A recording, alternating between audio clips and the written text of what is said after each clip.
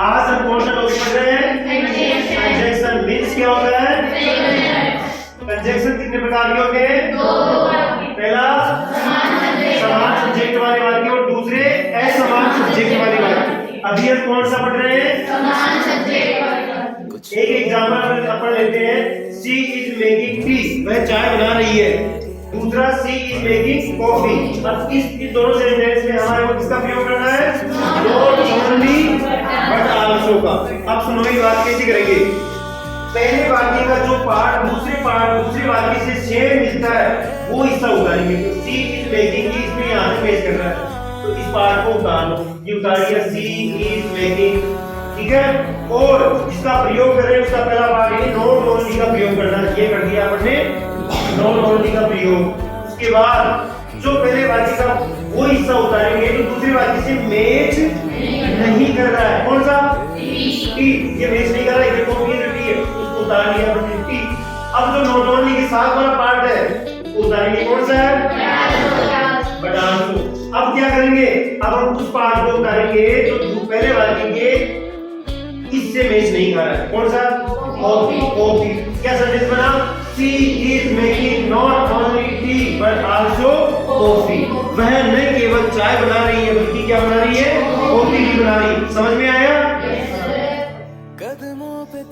आया समझ में? समान सब्जेक्ट वाले वाक्य। चलो आगे देखते हैं। जिस प्रकार हमने नॉट ओनली बट आल्सो का प्रयोग सीखा, दिस सेम होल है और आइदर और दिस है इसे ही होगी।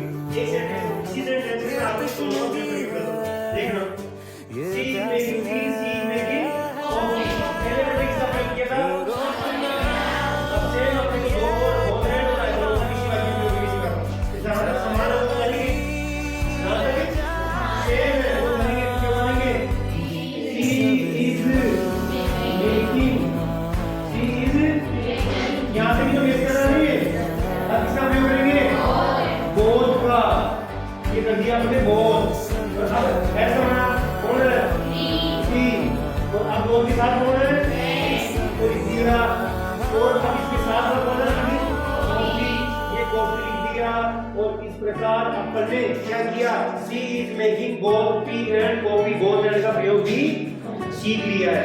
बोथ एंड का प्रयोग भी जैसे नॉट ओनली का प्रयोग हुआ था सेम डिट्टो वही बेसिक बोथ एंड का, वो सेम वैसे ही आइदर होगा। कैसे होगा आइदर होगा? देखना, शी इज मेकिंग, ये समान है, शी इज मेकिंग बोथ किस जगह लिखेंगे? आइदर लिख देंगे। क्या लिख देंगे? आइदर। और टी की जगह टी आएगा और उसकी जगह क्या आएगा? और फिर क्या आएगा? कॉफी। कोई दिक्कत? तो अपन ने एक ही शॉट में तीन प्रकार के वाक्य प्रयोग सीखा। नॉट ओनली बट आल्सो का, बोथ एंड का और आइदर का। तीनों प्रयोग सीख लिया। कौन से वाक्य में? समान सब्जेक्ट वाले वाक्य में। और हम अब इसके बाद वाले पार्ट में हम सीखेंगे असमान सब्जेक्ट वाले वाक्य को कैसे बनाया जाए। फिर आज हम लेकर आए हैं एक बार फिर से आपका इस YouTube चैनल के ऊपर स्वागत है। आज हम पढ़ेंगे समान सब्जेक्ट में कुछ का प्रयोग। पहले हमने कौन सा पढ़ा था? समान सब्जेक्ट में पढ़ा था both and, not only but also और आइदर।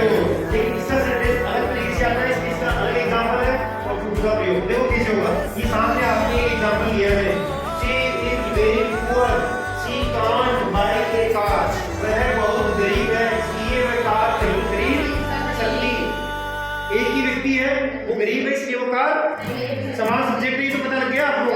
अब इसमें हम किसका प्रयोग करेंगे? टू का। कैसे करेंगे? देखो ध्यान से। सबसे पहले सब्जेक्ट उतारेंगे सी, की हेल्पिंग उतारेंगे इज, सी इज, और जो वेरी लिखा हुआ है उसकी जगह पहले टू का प्रयोग करेंगे। वेरी की जगह किसका प्रयोग करेंगे?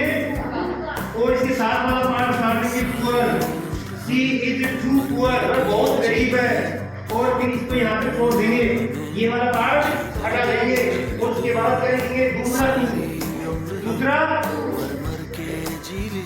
और फिर उसका बाद में जो बच गया उस पार्ट को उतार देंगे और ये अपना वाक्य बन गया। She is too poor to buy a car. वह कार नहीं ले सकती, इतनी गरीब है तो कार नहीं ले सकती। ये वाक्य बताओ कोई प्रॉब्लम? एक एग्जांपल आपको दे रहा हूं, ध्यान से देखना। He is very old